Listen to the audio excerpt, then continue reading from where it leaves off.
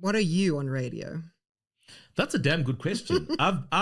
So when I started on Y, I represented a group of young South Africans that grew up in the township, went to a Model C school. I mean, I grew up in Soweto and Dube, went to Northcliff High School. That's where I matriculated, went to Boston. So, by day, you are in the suburbs. By night, you're in the hood. So that sort of mixed and balanced view of living experiences is what I brought on the air. I brought a generation of people that wanted to study media. Like, I'm thinking of my aunts, for example, or my parents. Studying media was like, study what? you want to go study radio? Yes, I love Date Tusom Taung. I love, all these people, but you want to go and study radio. Like, that was the perception that our parents had. So I represented a generation of people that thought about new careers, new industries, new spaces. Which is exactly where we are now. Yeah. Our generation of youth kind of like paved the way for a lot of the pop culture that we see now, from clubbing to fashion, television shows. I mean, you name it. So all I did was literally mirror that. 80%, the majority of what I spoke about on my radio shows was exactly that. And I think that's what I represented, and that's what I stood for. So do you think that starting like a career as a DJ is much easier because of all the access to the music and the social media? Or do you think it's harder because there's too much access? Oh, yeah. I mean, there's always a lot to be said about saturation, like too many DJs. But I mean, what's too many anything? I mean, if you find a space, then you can cultivate and grow and whatever.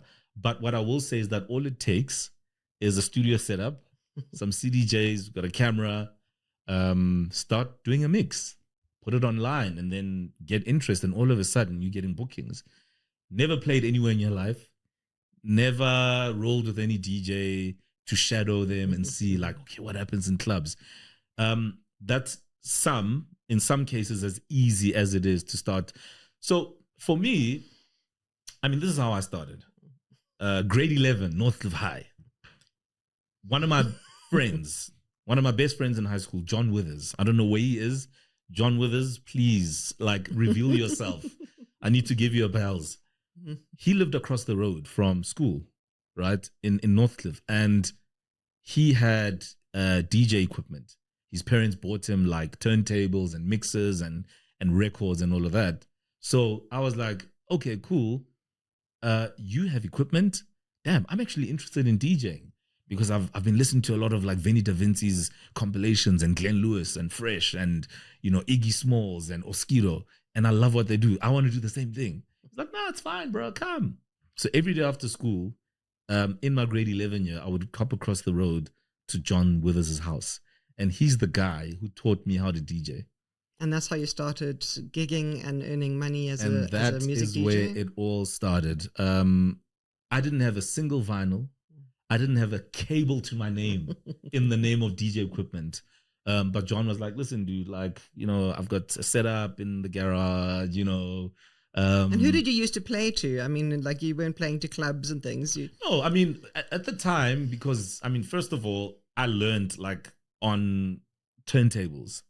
And, if you want to get technical, turntables at times were very tricky instruments to use because you needed to listen. Nowadays, it's all digitized and you can just press a button and it's all synced. I saw somebody do a log drum the other day for the first time. I was like, so you just literally go boom, boom, boom, boom. Listen, turntables are special, and you actually have to learn the art of mixing and listening and understanding beat counting, right? So that when you're mixing, the timing is perfect and that it makes sense to the ear.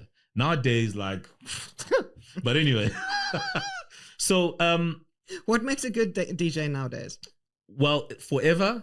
For me personally, understanding who you're playing for, being true to your sound, being able to mix one song to the next, it doesn't matter the genre, seamlessly without making somebody feel like, what just happened? You know what I'm saying? That is what makes a good DJ, just in simple terms. So I spent a lot of time practicing. And fortunately, growing up in Dube, Soweto also became a great platform for me to grow and actually start this DJing thing, like beyond John Withers' garage, right? So I had a couple of friends in Dube. DJ Rhino, well known in the Soweto circles.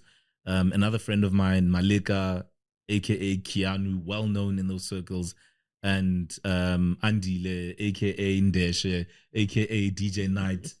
And we all grew up together in Dube. And Malika had a bit of equipment because his parents were like, do you want to go to school or do you want to DJ? He was like, give me those turntables.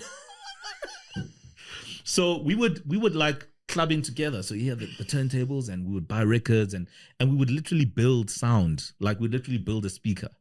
Like I can show you how to build a 15-inch speaker and everything that you need inside. That is what we used to do.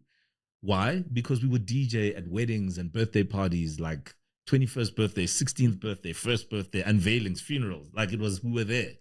I mean, we didn't have transport. Like we didn't have cars that we could get around with. So we had to hire like somebody with a bakkie to come in and transport us to gigs. Sometimes the client, so Jill's having a 21st, Jill sends, her brother over to fetch us in the van. They take us to the house where the party is. We party all night, and then the next morning, nobody wants to take us home. And it's like the struggle. But can you imagine sitting on the back of the van with, speakers and speakers on end, all this equipment, amps, cables, mixers, vinyls in crates, right? Winter, summer, you on the back of the van. And this is me like sort of late high school into my first year of studying. And Dube played a massive role in like allowing me to sharpen my teeth as a DJ. We even had a sequence. So I was always the deep house DJ because remember with records, you've got the main side and the B side. Yes. And the B side of any vinyl is like the other side, either like a remix or a few other like, deeper songs. And that was me. And so I would always be like the opening DJ and my friends would. And so that's how it was. So you were the B side. I was the B-side DJ. Maybe flip. Why didn't I call myself like DJ B-side? DJ backside. Doesn't have the same ring. Doesn't have the same ring. Okay, so just hang on a second. I need to clear something up. Yeah. Were you born in Soweto or were you born in Lesotho?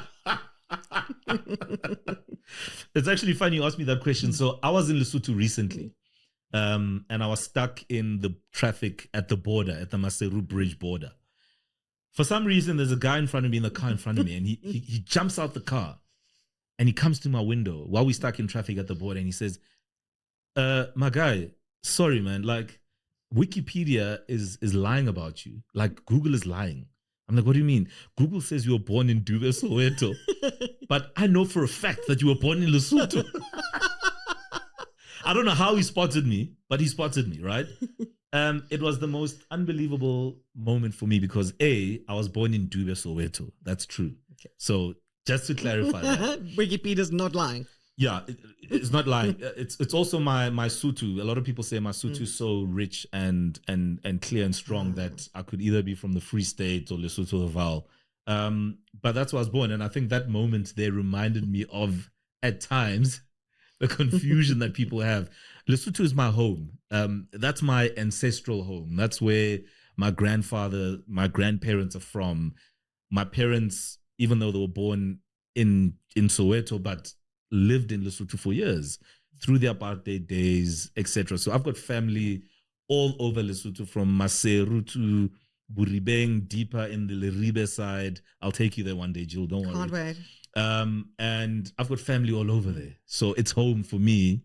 And that's what I always say. In Sesotho, we say, Lesotho ke high. Yeah.